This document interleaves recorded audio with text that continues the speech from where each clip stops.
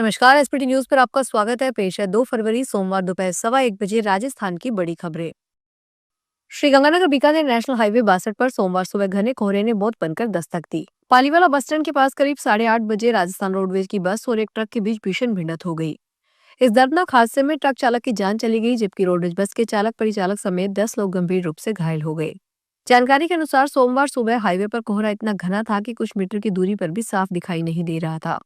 श्रीगंगानगर की ओर जा रही रोडवेज बस जैसे ही पालीवाला बस स्टैंड के पास पहुंची, सामने से आ रहे ट्रक के साथ उसकी जोरदार टक्कर हो गई। सोना चांदी के वायदा भाव में आज भी तेज गिरावट देखने को मिली है। सोने की शुरुआत सुस्त रही, जबकि चांदी ने तेज खुलने के बाद गिरावट पकड़ ली। खबर लिखे जाने तक घरेलू वायदा बाजार में सोना करीब 2785 रुपए गिरकर 1,44,000 रुपए प्रति 10 ग्राम, जबकि चांदी लगभग 15,937 रुपए टूटकर 2,49,715 रुपए प्रति किलो पर आगे कारोबार कर रही है। वहीं अंतर्राष्ट्रीय बाजार में सोना दबाव में रहा, जबकि चांदी में मजबूती देखने को मिली। अंतर्राष्ट्रीय बाजार में सोने चांदी के वायदा भाव रिकॉर्ड तोड़ तेजी के बाद मुनाफा वसूली के कारण काफी नीचे आ चुके हैं।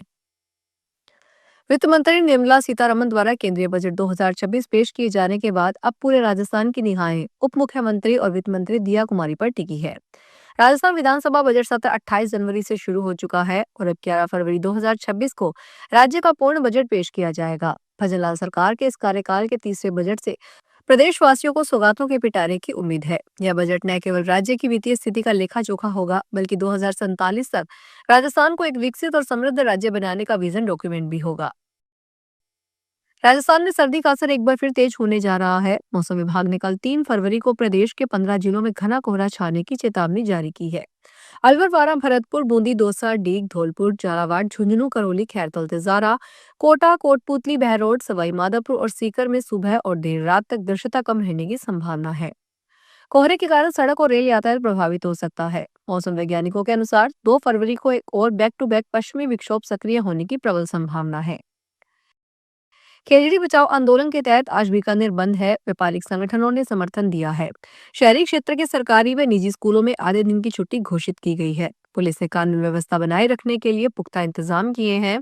दोपहर बाद कलेक्ट्रेट के सामने प्रदर्शन किया जाएगा। इसके बाद शाम को बिश्नोई धर्मशाला के पास सभा होगी, जिसमें शामिल होने के लिए बड़ी संख्या में लोग पहुंच रहे हैं।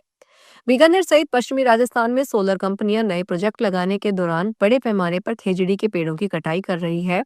कई बीघा जमीन पर सोलर प्रोजेक्ट स्थापित किए जा रहे हैं। इसके लिए जमीन को पूरी तरह साफ किया जाता है। एक सरकारी कर्मचारी ने भरतपुर कलेक्टर के नाम से नौकरी लगाने के फर्जी आदेश जारी कर करीब 15 बेरोजगार युवकों से 20 लाख रुपए से ज्यादा रकम हड़प ली है। सरकारी कर्मचारी ने भरतपुर कलेक्टर कुमार उल जवान चौधरी और चिकित्सा विभाग के डायरेक्टर राकेश कुमार शर्मा के नाम से नियुक्ति के आदेश जारी कर कई विभागों में दिए थे। बेरोजगार युवकों ने ऑनलाइन ट्रांजैक्शन कर रकम भेजने का दावा किया है। उन्होंने मामले की शिकायत भरतपुर कोतवाली थाने में दी है। युवकों ने झुंझुनू जिला अस्पताल में सहायक रेडियोग्राफर सोनू कुमार मीना पर फर्जी नियुक्ति जारी करने के आदेश आरोप लगाए हैं। जैसलमेर में एक सरकारी इंजीनियर के क्वार्टर में चोर घुस गया। सामान समेट कर ले जाते समय महंगी शराब की बोतल मिली तो घर में ही बैठकर शराब पी, लेकिन चखना नहीं मिलने से नाराज हो गया। चोर ने जाने से पहले मकान मालिक के कागज पर एक नोट छोड़ा और दीवार पर लिपस्टिक से मैसेज लिखकर फरार हो गया। चोर ने लिखा, ऐसे घर में दारू रखोगे तो साथ में आलू की चिप्स जरूर रखना, ढूंढते रह जाओगे, लेकिन बिहारी बाबू न कभी मिला न कभी मिलेगा। लिपस्टिक से दीवार पर लिखा, सॉरी थाने के चक्कर काटने से वक्त बर्बाद होगा। कोटा के अनंतपुरा थाना इलाके में बीती रात चोरी की वारदात सामने आई, जहां ट्रक यूनियन के नजदीक स्थित एक ज्वेलरी शॉप को 2 चोरों ने अपना निशाना बनाया। रात के करीब 2:30 बजे बाइक पर सवार होकर पहुंचे इन चोरों ने गैस कटर से दुकान का शटर काटा और फिर अंदर के कांच के गेट का ताला तोड़कर घुस गए। चोरी के दौरान चोरों ने दुकान के ऊपर रहने वाले मकान मालिक को रोकने के लिए उनके घर के मुख्य गेट पर ताला जड़ दिया। दुकान में सोने चांदी के गहनों से भरी अलमारी रखी थी। चोरों ने पहले अलमारी तोड़ने की कोशिश की, लेकिन नाकाम रहने पर उन्होंने पूरी अलमारी को उठाकर बाइक पर रखकर फरार हो गए। राजस्थान में शिक्षा विभाग में प्रशासनिक जिम्मेदारी संभालने के इच्छुक शिक्षकों और प्रधानाचार्यों के लिए एक सुनहरा अवसर है। राजस्थान स्कूल शिक्षा परिषद ने समग्र शिक्षा के अंतर्गत जिला और ब्लॉक स्तर के कार्यालयों में लंबे समय से रिक्त पड़े पदों को भरने की प्रक्रिया शुरू कर दी है। इन पदों पर पदस्थापन प्रतिनियुक्ति के आधार पर किया जाएगा और चयन प्रक्रिया पूरी तरह ऑनलाइन इंटरव्यू के माध्यम से होगी।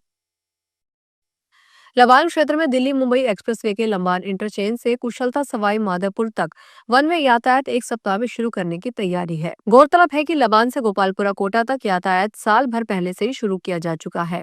एनएचएआई के परियोजना निदेशक भरत सिंह के अनुसार लबान से कुशलता सवाई माधोपुर की 44 किलोमीटर की दूरी के लिए 4 लेन की लोड टेस्टिंग हो चुकी है और सेफ्टी ऑडिट चल रही है।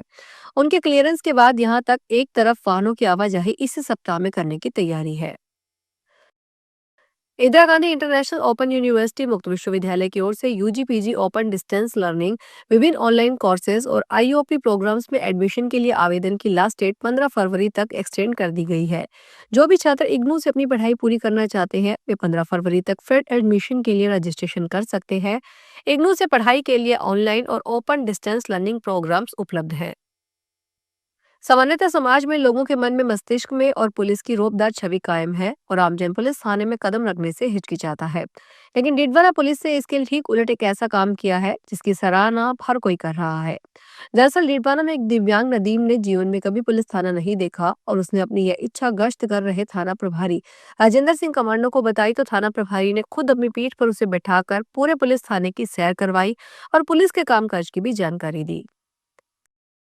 गाजियाबाद में साइबर अपराधियों ने निवेश पर भारी रिटर्न का लालच देकर एक रिटायर्ड बुजुर्ग से 23,33,000 रुपए की बड़ी ठगी को अंजाम दिया। ठगों ने पीड़ित को निवेश पर 30% मुनाफे का सपना दिखाया।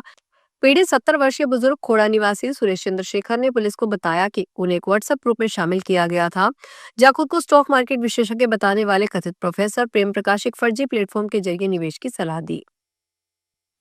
प्रधानमंत्री नरेंद्र मोदी के डेरा बल्ला में नतमस्तक होने के बाद जड़ू सिंघा की एक महिला ने उनके और डेरा बल्ला के संत निरंजन दास के खिलाफ अपशब्द बोलते हुए वीडियो बनाई और सोशल मीडिया पर अपलोड कर दी।